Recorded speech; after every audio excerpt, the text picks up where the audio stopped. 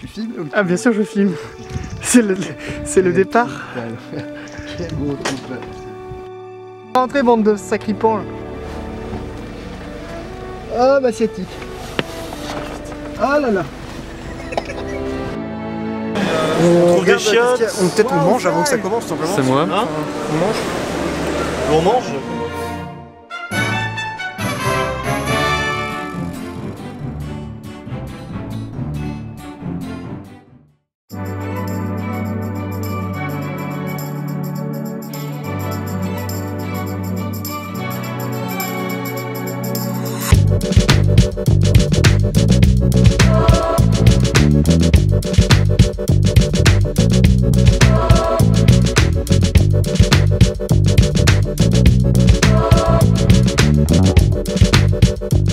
Moi, à chaque fois, je foirerais là. Je suis incapable, moi. C'est l'école de la rigueur et de la précision. Hein. Mais t'y arriveras un jour, Pierre. Moi, la rigueur, mec, lol.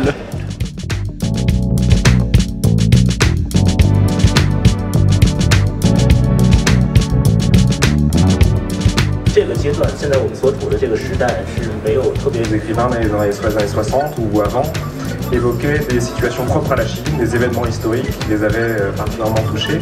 C'est peut-être moins le cas aujourd'hui avec cette génération d'écrivains qui écrit depuis les années 2000.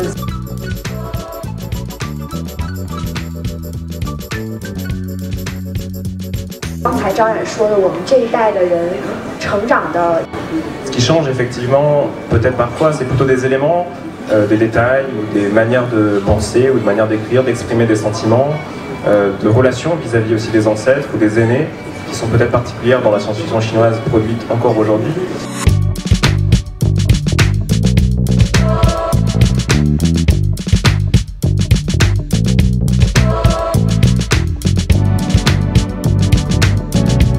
And it made me feel cool in this little way that I had made up something that even the author didn't know about, if that makes any sense, right? I wanted to be part of the story. I wanted to be the one with the secrets. And that's where the origin of characters moving between my worlds came from. And so there's something really deep inside of us that loves the idea of not only there being stories, but us being the ones who know the true secret. Creo que lo hay cuando las teorías de la conspiración provienen del propio gobierno o tienen que ver con el propio gobierno, son peligrosas.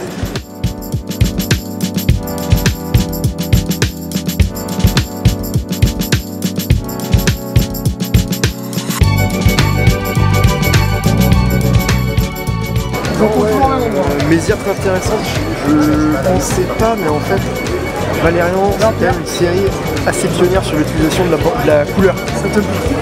Ça me plaît, monsieur. Une utilisation un peu complexe de la couleur. Ouais.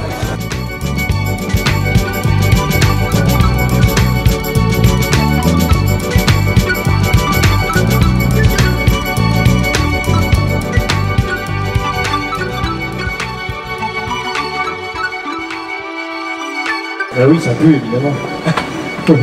Ça dépend des odeurs qu'on veut y mettre. Non, mais pour moi, l'espace opéra, j'ai découvert quand j'ai découvert la science-fiction, tout simplement, à l'âge de 18 ans. Et mon premier space opéra, qui était un planète opéra d'ailleurs, qui s'appelle Dune, m'a vraiment, enfin bon, bien qu'il y ait une organisation qui regroupe plusieurs planètes, m'a vraiment tellement emballé que naturellement, quand j'ai commencé à écrire, plus après les fondations et tout un tas d'autres œuvres classiques du genre space opéra, ça m'a tellement emballé que moi, dès que j'ai commencé à écrire, ben, j'ai fait du space opéra naturellement, j'ai fait du hallucinant, sans même me poser la question, ça me paraissait naturel parce que ce genre offrait un truc qui est absolument merveilleux, qui est le voyage et le vertige, c'est-à-dire que tout de suite on est déplacé vers un autre monde. Alors, c'est vrai que ce côté péjoratif, je pense qu'il date du fait qu'à un moment c'était quelque chose de très populaire qui se consommait comme de la fiction légère, en tout cas quand on pense à Flash Gordon par exemple, à des aventures comme ça un peu légères.